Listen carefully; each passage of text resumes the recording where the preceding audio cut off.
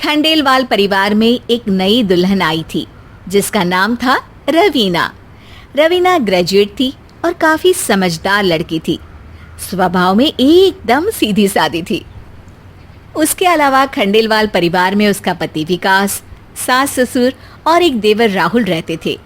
Rahul college के final year में पढ़ता था और घर वालों का एकदम लाडला था और इसी लाड़ प्यार ने उसे बिगाड़ कर रखा था। अरे बहू, जरा चाय बन गई हो तो लेकर आना। हाँ मम्मी जी, ला रही हूँ। ये लीजिए चाय। देवर जी, मैंने आपके लिए भी चाय बना दी थी, तो आप भी पी लीजिए ना। अरे नहीं नहीं, मैं ये चाय नहीं पीता, मुझे सिर्फ ग्रीन टी ही पसंद है। अरे राहुल बेटा, पी लो, तुम्हारी भाभी बना कर लाई है तो।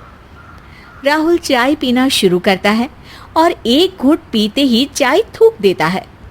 छी, ये कैसी घटिया चाय बनाई है, भला इतनी चाय पत्ती कोई डालता है क्या? अरे बेटा, अच्छी तो है।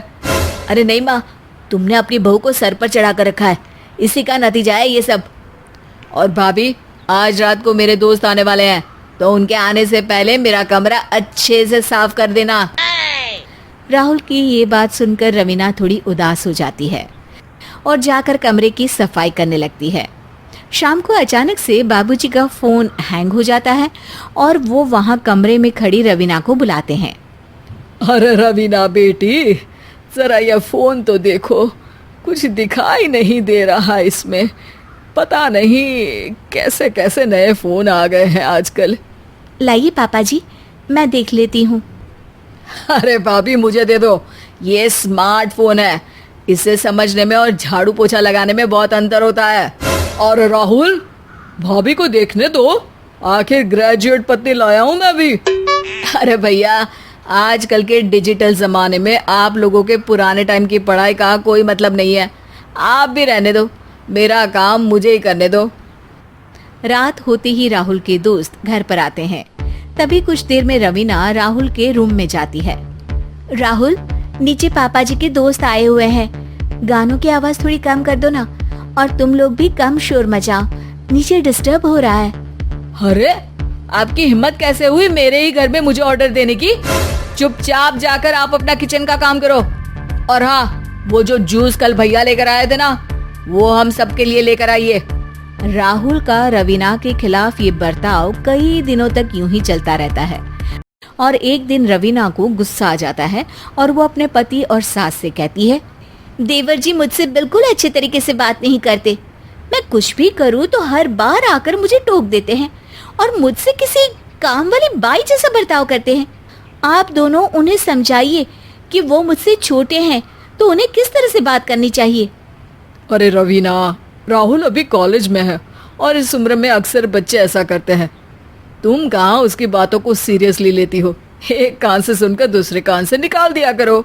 हाँ बहू, विकास सही कह रहा है, वो अभी छोटा है, वो हम सबका लाडला है ना, तो कभी कभी मजाक करता रहता है। तुम उसकी बातों का बुरा मत मानो। और वैसे भी तुम उसकी भाभी हो और देवर के लाड तो तुम्हें पूरे करने ही पड़ेंगे। क्यों, सही कहा ना मैंने विकास?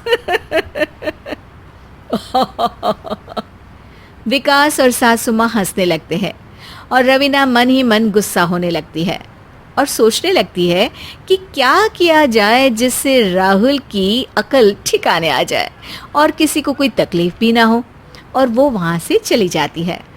अगले दिन राहुल की ट्यूशन टीचर को देखकर उसे एक आइडिया आता है और वो टीचर के साथ मिलकर प्लान बनाती है कि किस तरह उन्हें राहुल को उसकी गलतियों के लिए सबके सामने डांटना है।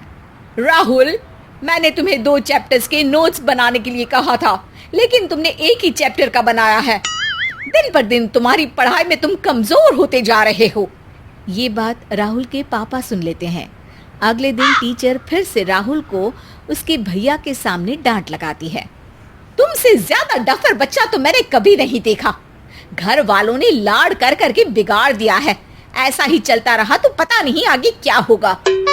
रवीना अब अगले दिन राहुल के लिए बड़ी पनिशमेंट की तैयारी करती है और अगले दिन फिर टीचर राहुल को सबके सामने डांटने लगती है।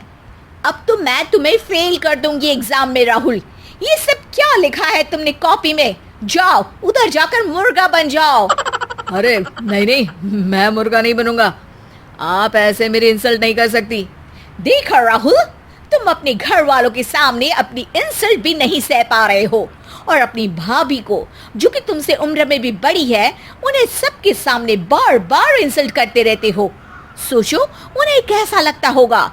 और हाँ, अब भी वक्त है, सुधर जाओ, वरना किसी दिन स्कूल में पूरी क्लास के सामने मुर्गा बनाऊंगी। फिर सोचो कैसा लगेगा तुम्हें। राहुल अंदर ही अंदर अपने बर्ताव के लिए शर्मिंदा महसूस करता है और वो सबके सामने रवीना से माफ़ी मांगता है।